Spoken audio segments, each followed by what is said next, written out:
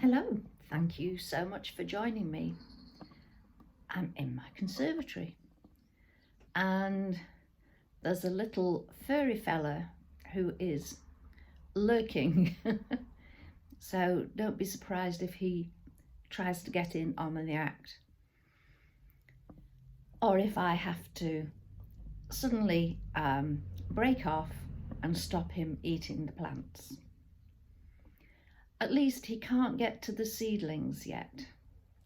I have a collapsible greenhouse in here at present with tomato, peas, beans, courgettes, sweet peas, can't remember what else, seedlings growing.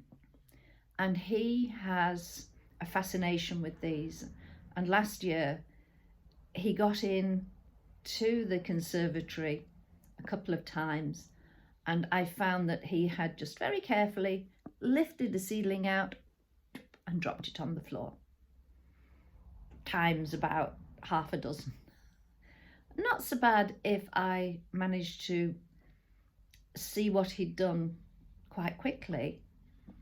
But if not quickly enough, then he would start playing with them on the floor, and the little baby plant would be just a little tiny bit of green left, the leaves all munched.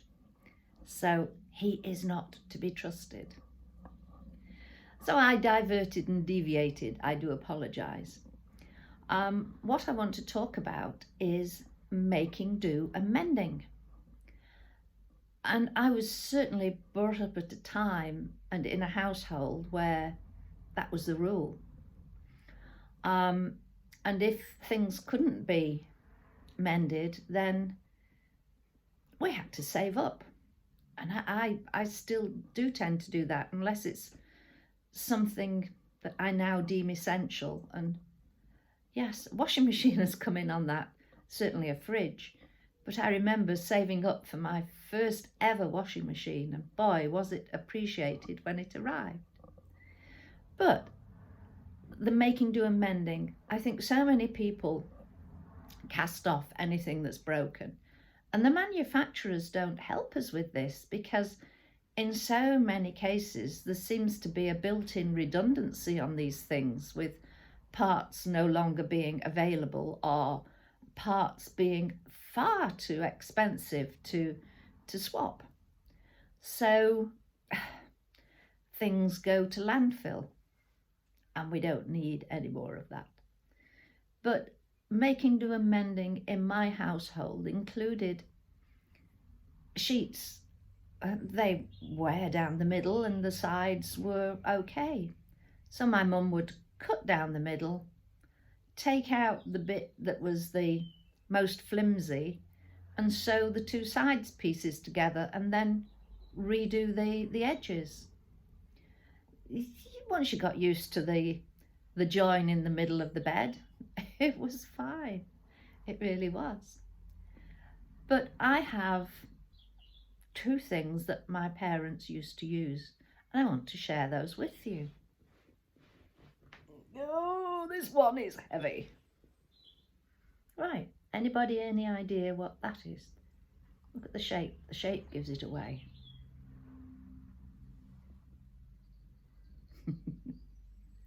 It's a last, and it was used by my father and my grandfather before him to repair shoes.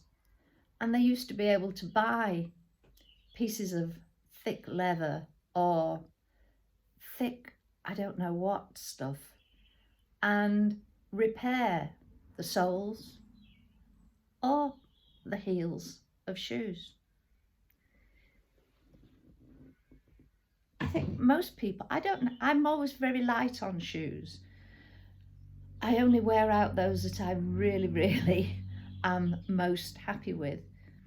And since I hurt my ankle, I've worn one pair of shoes because they're elasticated and they've got a good cushioned sole. And they've enabled me to start walking again. But the upper started pulling away from the sole. So I got the old super glue out and put some weights on when I'd stuck the two back together. And that was before Christmas, and they're still going strong. So maybe there's something in my genes that I can make them mend. But the other thing that I have is called a mushroom.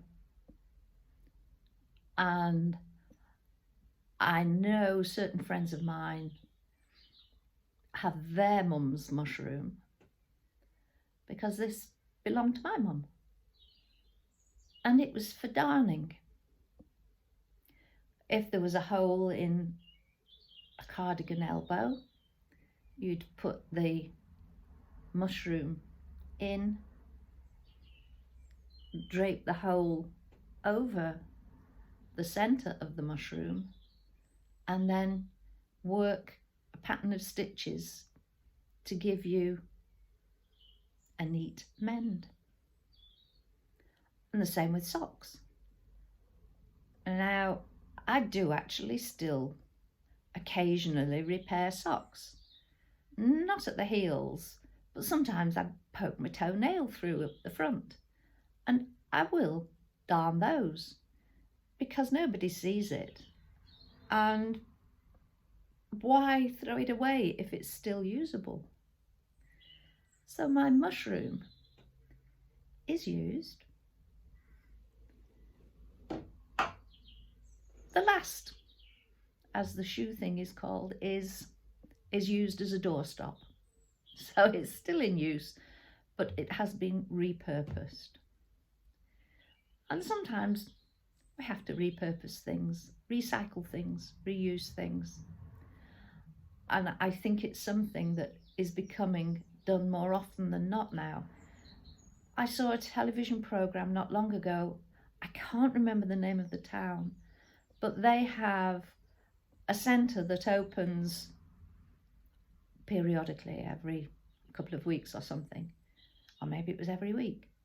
And people who are able to repair small electronics, small electrical things, offer their services, and people bring them in, toasters, irons, laptops even, and they get them repaired for the cost of the materials. How much better than going into landfill? Hey ho. So on that note, and I've waffled on too long to go on to what I was going to go on to, and mending ourselves. I'll save that for another day. And at least the furry one is curled up on a pile of magazines having a nap. So thank you for joining me. Take care, and I'll speak to you soon. Bye for now. Bye.